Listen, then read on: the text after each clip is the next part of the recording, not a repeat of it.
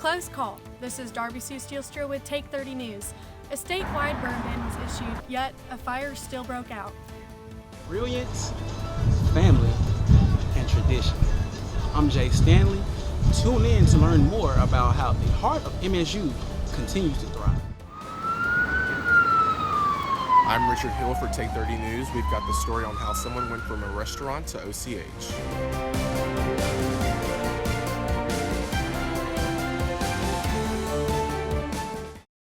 Good afternoon and thank you for joining us. Days after a man was shot in his extremities near a Starkville fast food restaurant, police are still searching for the person who pulled the trigger, and some are frustrated that we don't have more answers. Here's what we do know.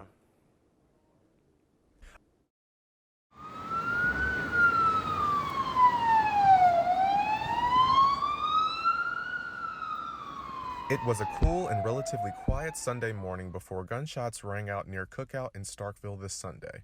According to a press release by the Starkville Police Department, they responded to the scene at 2:43 a.m. to a male victim with gunshot wounds to his extremities. Investigators believe the altercation started at an unnamed local venue before escalating and ending near the Cookout restaurant where the victim was shot. After the incident took place, the victim ended up here at OCH Regional Medical Center before being transferred out for further treatment. Though the victim is reported to be in stable condition, no arrests or suspects have been announced thus far, meaning the perpetrator is still at large. Starkville citizens are beginning to raise concerns, though, as a result.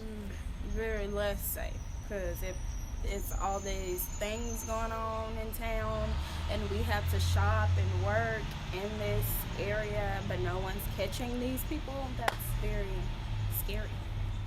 The Starkville Police Department declined further comment on the investigation, but are asking that anyone with any new information please reach out to their department. If you have any more information and would like to reach out to our police department, you can call them at 662-323-4131 or on any of these other options listed on the screen. The more than a week-long search for a missing 3-year-old girl has ended tragically. According to reports, police say the remains of 3-year-old Camille Cupcake McKinney were found in a Birmingham, Alabama landfill. Authorities are now working to secure warrants for capital murder and kidnapping on 2 people who were previously named as persons of interest in the missing girl's case. The Birmingham police chief says the 2 are 39-year-old Patrick Stallworth and 29-year-old Derek Brown. They were taken into custody and questioned by police last week after video evidence and witnesses connected them to a vehicle seen during the night Camille disappeared. President Donald Trump is coming to our area. He will hold a rally in Tupelo on November 1st. According to the Trump campaign website, the rally will be held at 7 p.m. in the Bancorp South Arena. Trump will stump for Mississippi Lieutenant Governor Tate Reeves, the Republican nominee for governor. The arena has a capacity of about 10,000 people for concerts, according to its website. People interested in attending the rally can sign up by going to the official Donald J. Trump website for tickets and more information. Individuals can sign up for 2 tickets apiece. Meanwhile, there's another twist in the ongoing impeachment case against President Donald Trump. CNN reports yesterday the top U.S. diplomat in Ukraine, Bill Taylor, testified that he had been told that President would withhold military aid to the country until it publicly declared investigations would be launched that could help his re-election chances, including into former Vice President Joe Biden. Taylor said he was told that everything Ukraine wanted, from a one-on-one meeting between Trump and the Ukrainian president to hundreds of millions of dollars in security aid, was dependent on publicly announcing an investigation, including the company that hired Biden's son and Ukraine's alleged involvement in the 2016 election. Taylor's testimony is likely to add fuel to Democrats' impeachment inquiry into Trump and the Ukraine. I support a system that would bankrupt 530,000 Americans per year. I didn't say our healthcare system was perfect, I just said it was good. Campus students, some future politicians sounded off on the big issues of the day in the 4th annual state debates last night. Students from different backgrounds debated the topics in front of a crowd of about 70 in the Bettersworth Auditorium. The event was hosted by MSU's Speech and Debate Council.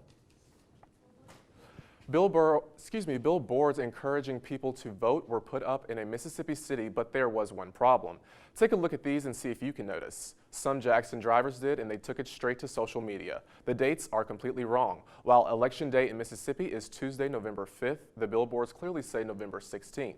The Clarion Ledger reports that the incorrect billboards were Louisiana's election days. A spokesperson for Vote.org, the group behind the signs, told the Clarion Ledger a handful of billboards created for Louisiana were mistakenly put up in Mississippi by Lamar Advertising. She said the incorrect billboards have been covered up now, and Vote.org will increase messaging in Mississippi in the wake of these billboards. A new poll shows Mississippi's race for governor remains tight with less than 2 weeks until Election Day. It also found a majority of voters oppose impeaching and removing President Donald Trump from office. The Clarion Ledger reports the Mason-Dixon telephone poll of 625 voters found that Republican Lieutenant Governor Tate Reeves leads Democratic Attorney General Jim Hood 46% to 43%. 2% support third-party candidates Bob Higginbotham or Dave Singletary, and the remaining 9% were undecided. A new bulletproof memorial to civil rights icon Emmett Till was unveiled this weekend after previous historical markers were repeatedly vandalized and shot numerous times. According to the Emmett Till Interpretive Center, the new 500-pound bulletproof reinforced steel sign was placed at the spot where the 14-year-old's body was pulled from the Tallahatchie River, just outside of Glendora. The new sign will be open to the public, but is protected by gates and surveillance cameras. Popsicles, not pills. Tomorrow is National Prescription Drug Take-Back Day, and a group of locals have come up with a unique way to encourage safe drop-off of old, unwanted drugs. They're giving away popsicles and t-shirts from 10 to 1 on the drill field tomorrow. There is also permanent drop boxes at Mississippi State's police headquarters. For a list of other permanent drug drop-off locations, visit Take 30's Facebook page at Take 30 News MSU. Too close for comfort. Many of the burn bans across the state have been lifted, but there are some still in effect. And as Take 30's Darby Stu Steelstra explains, one Oktibbeha County man who says he almost lost his home in a fire is urging people to take the ban seriously and be cautious even after they're lifted. Was finishing a round of golf with friends when he first noticed it. I saw this huge cloud of smoke in the sky. A fire had broken out near his apartment. It was really scary. A lot of cops, a lot of fire department, and everyone was here. So, I mean, yeah, it was sketchy. The fire had occurred during a statewide burn ban. The statewide ban has since been called off but still remains active in some Mississippi counties. The fire that broke out seemed to shock residents because of its proximity, as well as it occurring during the statewide burn ban.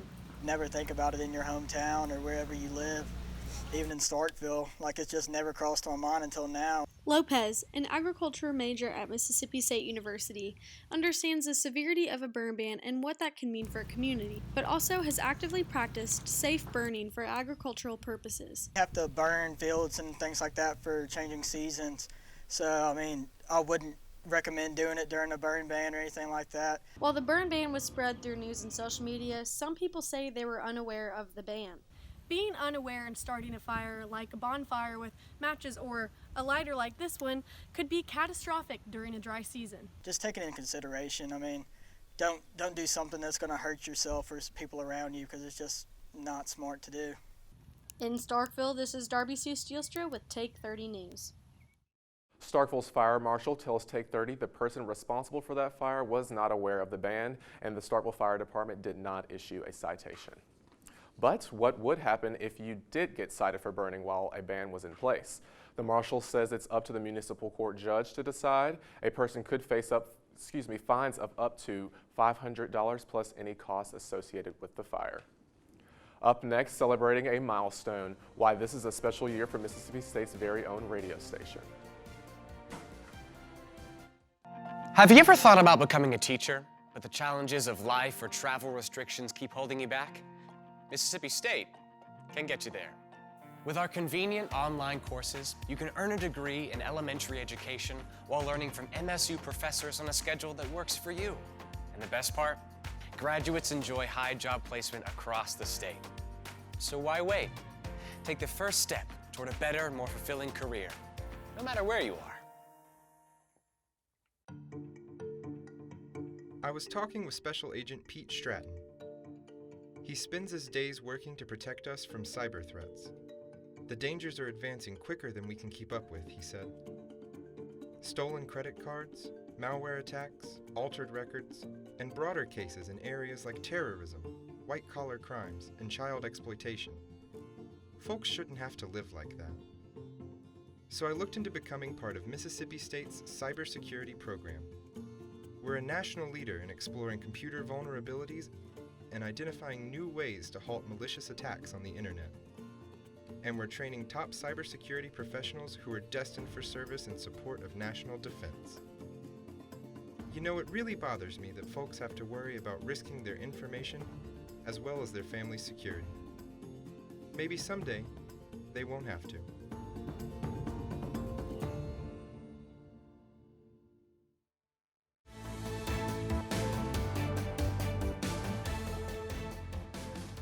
Welcome back. Celebrating a milestone. Take 30's Jay Stanley takes us behind the scenes of a campus radio station celebrating 25 years of broadcasting. Story of the day, one of President Donald Trump's... Mississippi State's WMSV radio station is celebrating 25 years of broadcasting this year. WMSV is a non-commercial community station located on campus here at MSU.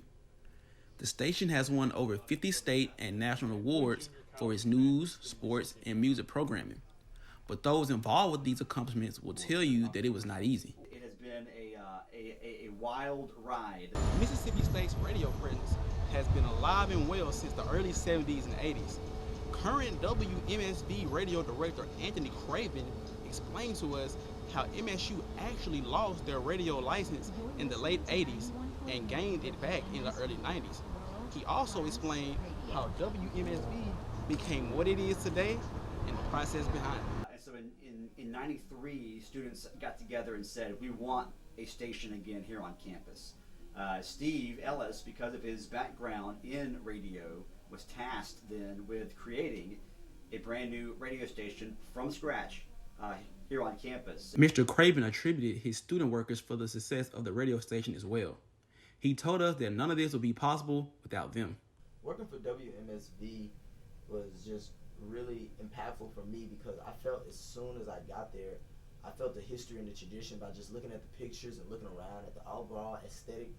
Very small building, but everything there was just like, I don't know, it was very fitting. It made me feel like I was at a family. It made me feel like I was at home. Though the WMSV staff is proud of this achievement, they explain that their work is not yet complete and they look forward to many more years of success. Reporting for Take 30 News, I'm Jay Stanley. Craven says WMSV broadcasts up to a 70-mile radius on 91.1 FM. The price we pay for just about everything continues to rise, but some students on campus say meal plan prices are way too high. This resulting from a report looking into the dining practices and prices at a handful of universities, including Mississippi State. The report states meal plans today at MSU are $2,000 a semester, which is significantly higher than it was 10 years ago. Higher meal plans mean less money in student pockets. I think they could reduce them. You know, college is very expensive, so I think they should reduce it just a little bit.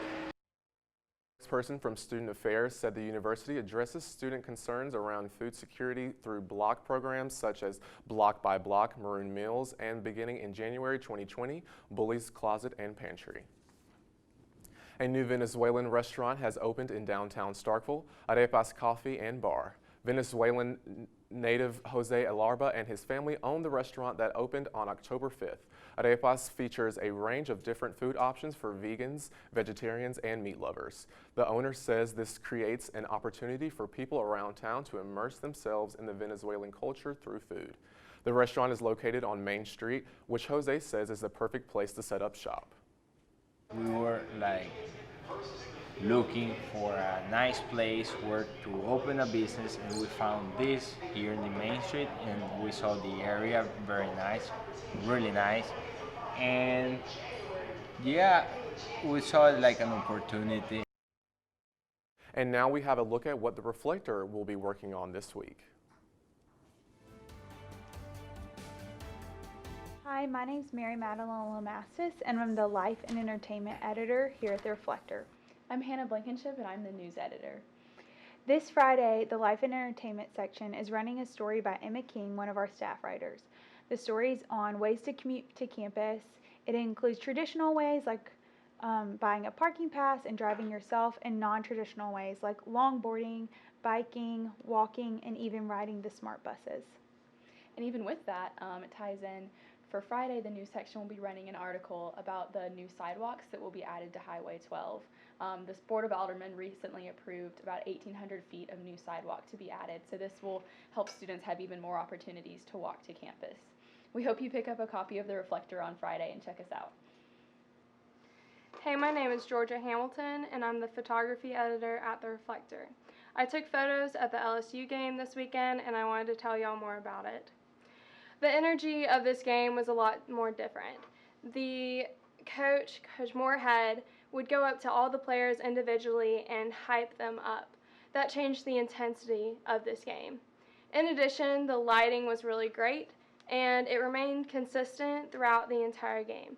I was able to shoot on 1/1000th of a second and at 2.8 f-stop. If you want to see more photos, you can check them out online at The Reflector.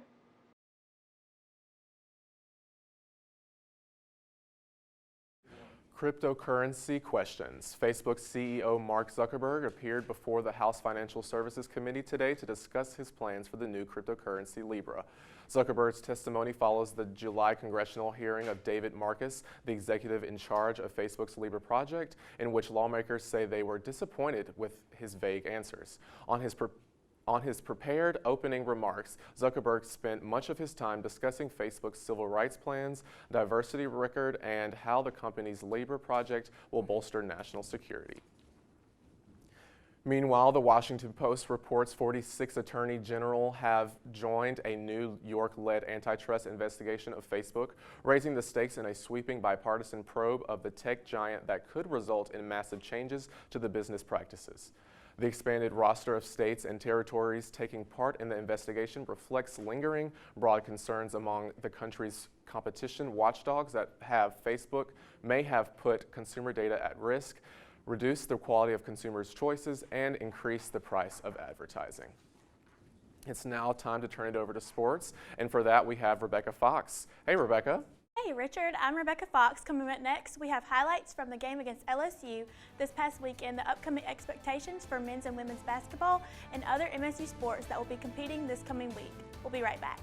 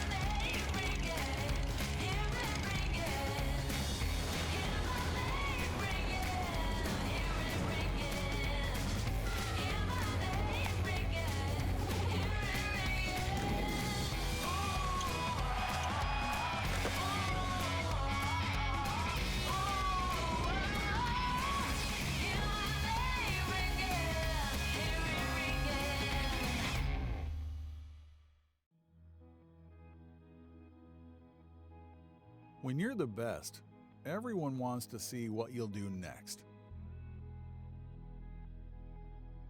At Mississippi State University, our team of world-class rocket engineers is venturing beyond boundaries, building rockets like none before. We're launching a new era of space exploration. We've developed cutting-edge technology that's helping us build a rocket that can travel at 4 times the speed of sound. Fast? Yes. But more importantly, revolutionary. For you and for a space program that produces many of the conveniences we enjoy today. We're shaping your life in ways you never dreamed. What's next? Watch us and see.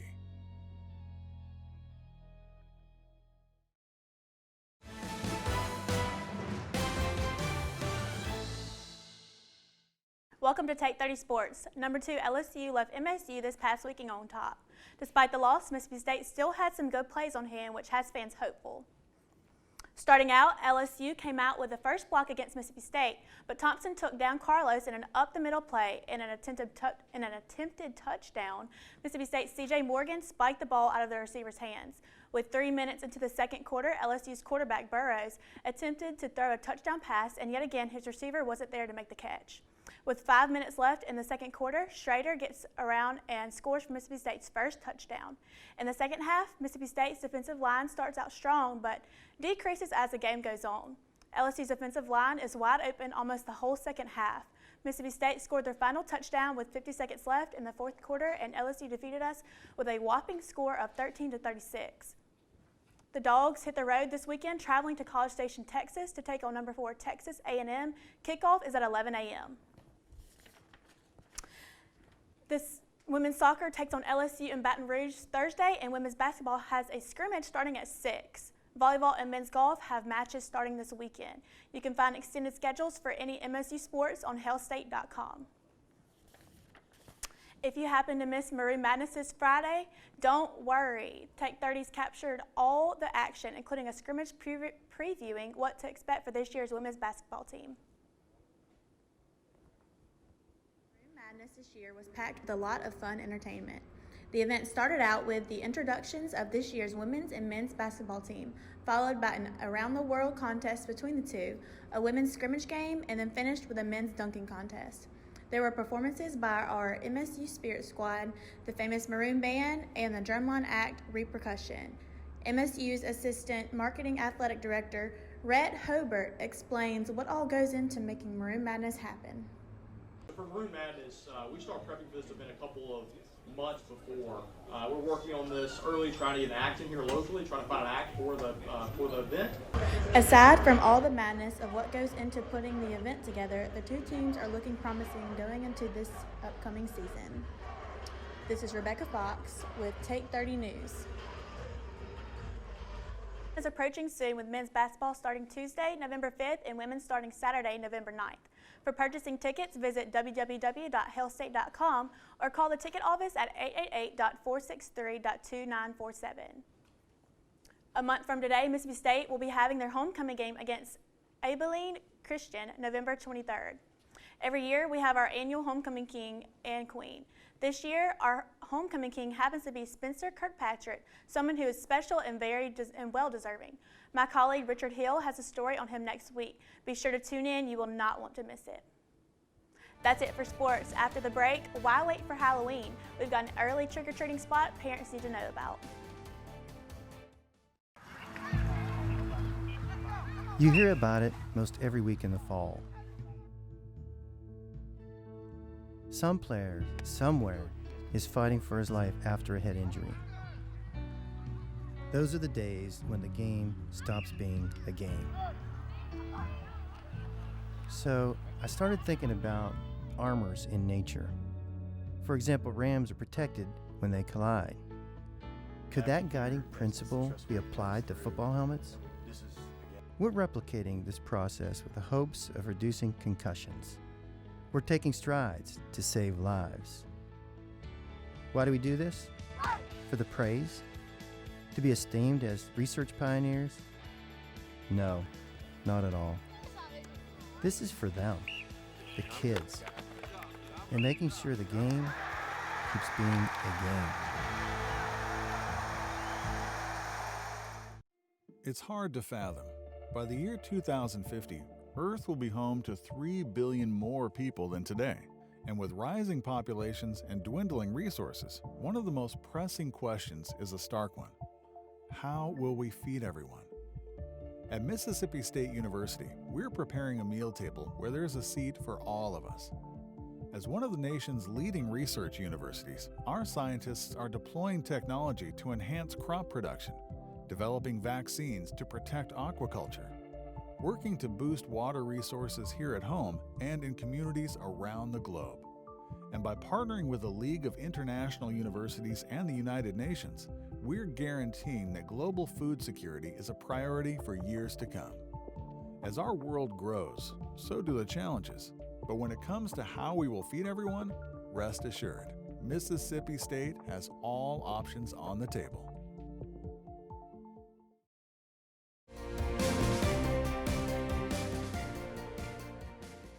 Your kids can get a head start on trick-or-treating this year. Mississippi's Office of Fraternity and Sorority Life is inviting children to wear their Halloween costumes and trick-or-treat at the fraternity and sorority houses on campus tomorrow from 4 to 6. And after that, they can head over to the Halloween Costume Carnival in the Junction. That goes on from 5 to 7 p.m. Different organizations will set up tables with games for children to play and win candy. Small pumpkins will be available for kids to decorate as well. It's a day to celebrate and support the community, artists, and musicians. But this one might be a little more spooky. Starkville will host its monthly Sunday Fun Day event this coming weekend. This month's event will be Halloween themed, so don't forget to dress up. There will be live music, various food vendors, and many different art vendors. This event will be held between City Bagel and Scooter Records on University Drive and will begin at 1 o'clock and run until 7 o'clock on Sunday evening.